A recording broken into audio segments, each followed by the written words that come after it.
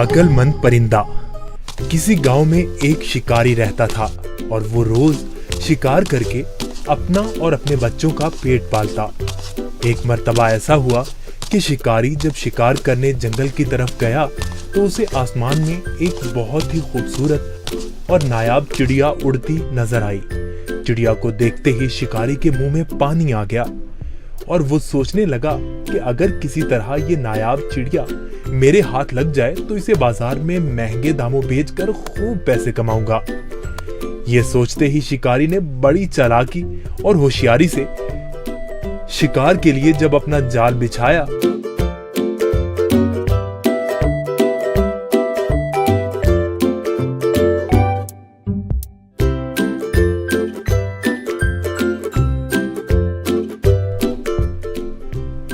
तो उसमें वो खूबसूरत चिड़िया फंस गई। चिड़िया को जाल में देखकर शिकारी अपनी इस कामयाबी पर बहुत खुश हुआ और दिल ही दिल में इस चिड़िया को फरोख्त करने के मंसूबे बनाने लगा। चिड़िया जाल से बाहर निकलने के लिए खूब फड़फड़ाने लगी, लेकिन जब चिड़िया की सारी कोशिशें नाकाम हो गईं और उसे जाल से आजाद होने की कोई सूरत नजर ना आई तो उसने मायूस होने की बजाय बड़े इत्मीनान से शिकारी की तरफ देखा और कहने लगी, और भले इंसान, जरा मेरी बात तो सुनो। मुझ जैसी छोटी और नन्ही सी चिड़िया को पकड़कर आपको कोई फायदा नहीं होने वाला, क्योंकि अगर तुम मुझे ज़िबा भी करते हो तो मेरे थोड़े से गोश्त और गिनती की चंद नरम और नाजुक हड्डियों से तुम्हारा क्या बनेगा। और अगर तुम मुझे बाजार में फरोख्त भी करते हो तो तुम्हें कितने रुपए मिलेंगे।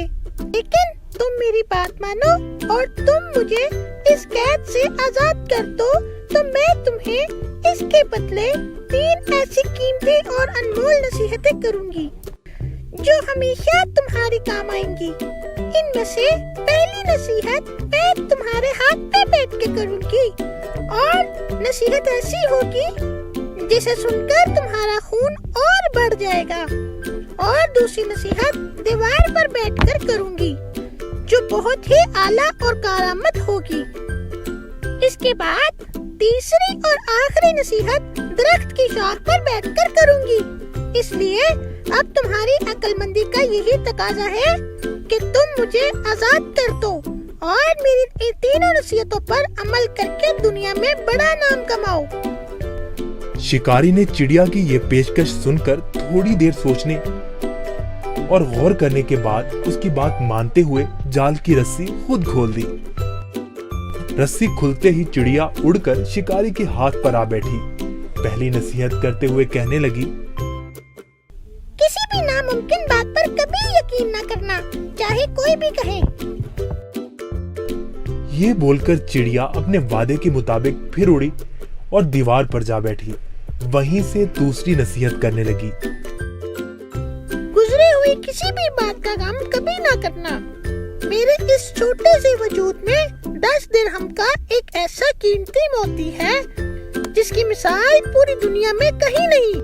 और इस महंगे मोती को पाकर तुम और तुम्हारे घर वाले खूब ऐशो इशरत से जिंदगी गुजार सकते थे, मगर तुम्हारी किस्मत पर अफसोस, तुमने मुझे आजाद करके एक बेमिसाल मोती अपने हाथों से खो दिया। इतना सुनना ही था कि शिकारी जोर जोर से इस तरह रोने और चिल्लाने लगा जैसे उसका कोई अपना करीबी रिश्तेदार मर गया हो। रोते रोते बार बार ठंडी आहें भरता और कहता, हाय हाय, मैं तो लुट गया, बर्बाद हो गया। अरे मुझ बेवकूफ ने क्या कर दिया, हाथ आए खजाने को खो दिया। ऐसी नादिर चिड़िया क्यों आजाद कर दी। शिकारी जब खूब रो धो चुका तब चिड़िया ने उसे मुखातिब करते हुए कहा, अरे बेवकूफ और अहमद शिकारी, मैंने पहले ही तुम्हें नसीहतें कर दी थी कि गुजरी हुई बात का गम न करना। जब ये बात हो ही गई थी तो अफसोस से हाथ मलना किस काम का। और हाँ, ए नादान शिकारी, तुमने मेरी पहली नसीहत भी तो गौर से नहीं सुनी। मैंने कहा था ना कि किसी भी नामुमकिन बात का हरगिज़ यकीन नहीं करना चाहिए, वो कैसी ही क्यों ना हो। अब जरा अक्ल से काम लो और देखो तो सही, मुझ नन्ही सी जान का पूरा वजूद 3 दिरहम से ज्यादा का नहीं है, तो फिर 10 दिरहम का मोती मेरे छोटे से वजूद में कैसे हो सकता है? बेशक कहती तुम ठीक ही हो ए नन्ही मुन्नी चिड़िया, वो तीसरी नसीहत तो बताती जाओ। अरे भाई, तुमने मेरी पहली नसीहतों पर कौन सा अमल कर लिया जो मुझसे तीसरी नसीहत भी सुनना चाहते हो? वो कीमती नसीहत तुम जैसे नादान इंसान के लिए नहीं है। ये कहते ही फुर से चिड़िया उड़ी और शिकारी उसको देखता ही रह गया। देखा बच्चों आपने, वो नन्ही सी चिड़िया कैसे अपनी अक्लमंदी से इस शिकारी से अपनी जान बचाने में कामयाब हो गई।